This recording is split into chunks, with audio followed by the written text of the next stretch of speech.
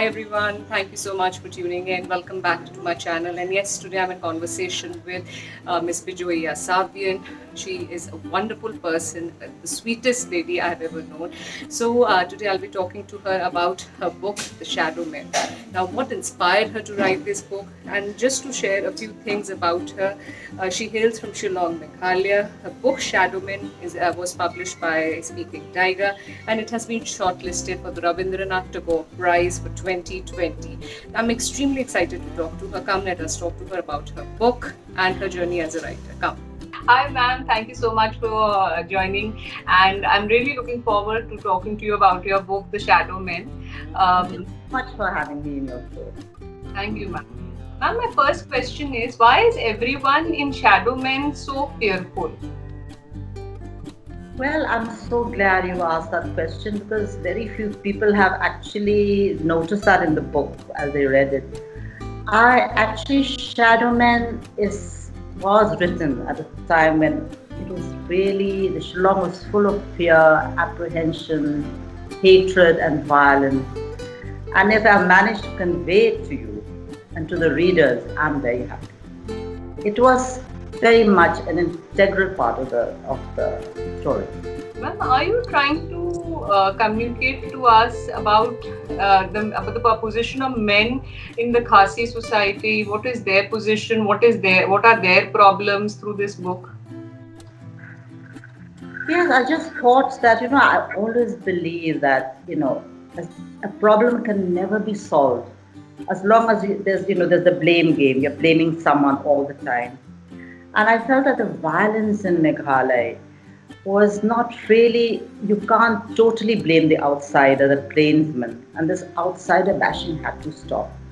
And that if we examine our own society, our matrilineal society, and the downside of it, and we try to solve that's the root of the problem. We solve the root of the problem. I think it'll become much easier and much better. And because you see, we have to end this violence. We have to end this conflict because development cannot take place in an area of conflict. And it's really time we move ahead. That's why I wrote Shadow Men with the hope that people will read. I mean, not only in Meghalaya, but all over, where there's conflict all the time. There's hatred all the time. Because I think our country really has to move beyond that.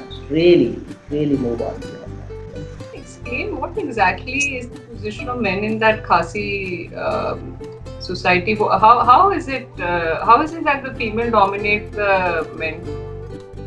They don't dominate. In traditional society, actually, you see, there's a saying in Khasi, a house without a woman is like a house without a body without a soul. And a house without a man is a body crippled. So, like in college, for example, LSR, people used to talk about women's lib and all that in the 70s when I was there. And, Gloria Steinem had just left a few years before that, LSR, literally around.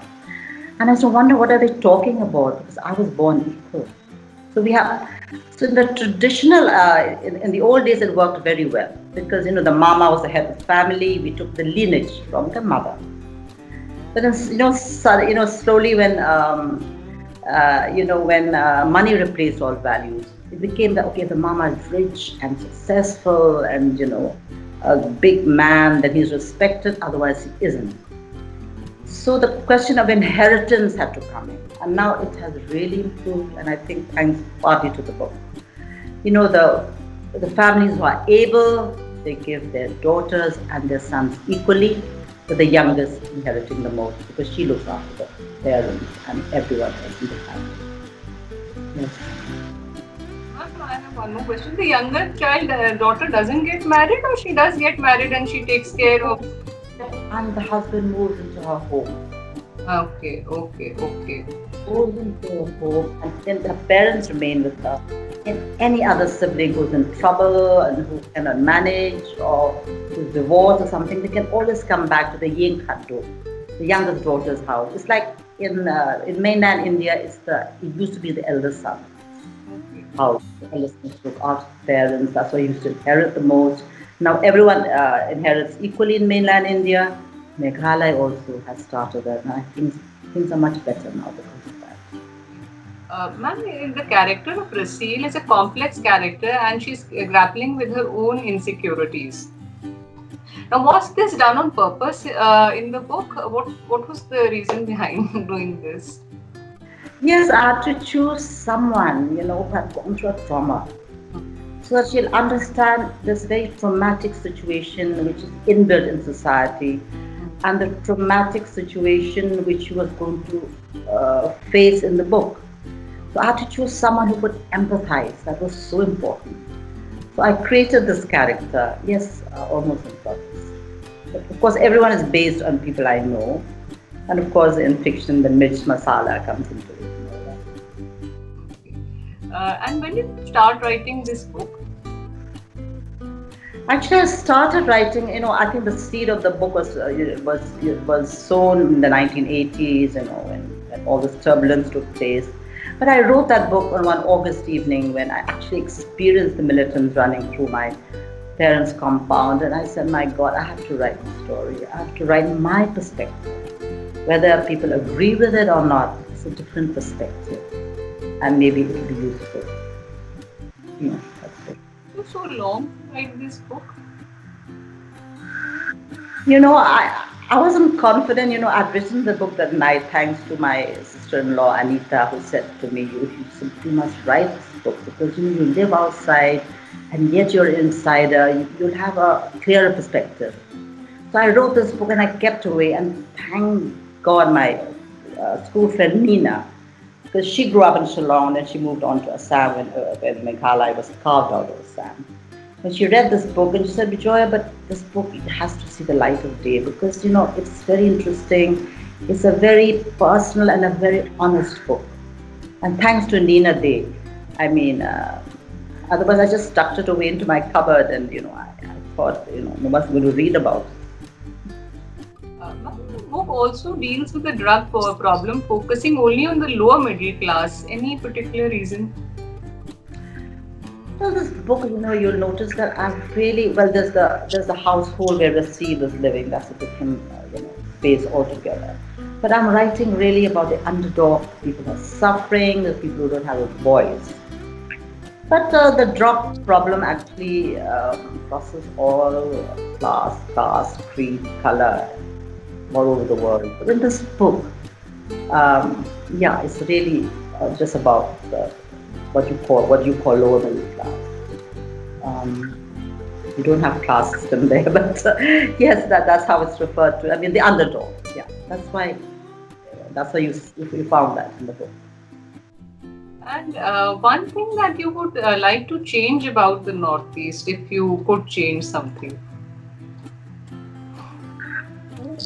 Firstly, I think all over India and in the Northeast definitely, you have to take the youth seriously, the other future citizens of the country. We have to, educate them beyond books. We have to think about ethical and spiritual illiteracy, which is rampant. Then also I'm worried about the callous, neglect of the rural areas. And they all flock to the cities, and then they don't get jobs, and they turn to drugs and drinks and crime, and we just beat the hell out of them. I mean, that's not right. So these are the three things. And another thing about the Northeast that I think before the people come out to mainland India, they should really learn more about mainland India before stepping in as students and people working in different sections. Just as mainlanders, when they come there, they should also learn enough because, this country is so wide.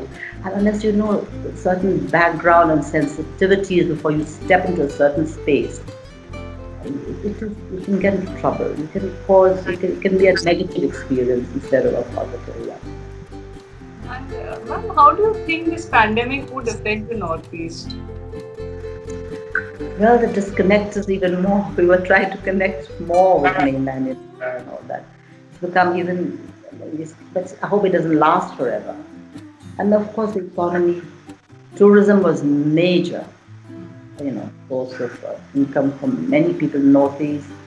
And now that's totally gone. So from the economic point of view, it's terrible. From the social point of view, the disconnect has been intensified, and that I hope will end. I hope will end. The pandemic will end, but I hope the continuing process of connecting with the Northeast will continue. Understanding each other. So the pandemic will end once we have a cure. But what will not end, maybe this disconnect, this feeling of being alienated. That process must continue. Thank you so much, ma'am. Thank you for the interview. I'm extremely grateful. So, guys, we were in conversation with Bijoya Sawian. My conversation with her was not only about the books, but an insight on the life of people staying in the northeast of India and their struggles in life. It was a wonderful conversation. Do tell me your views and comments. If you have any questions, email me on my email address given below. And yes, do tune in. I'm posting videos 4 times a week: Wednesday, Thursday, Saturday, and Sunday. The time is 7:30 p.m. You know that. So don't forget to subscribe. And yes, share your views and comments. Take care. Bye.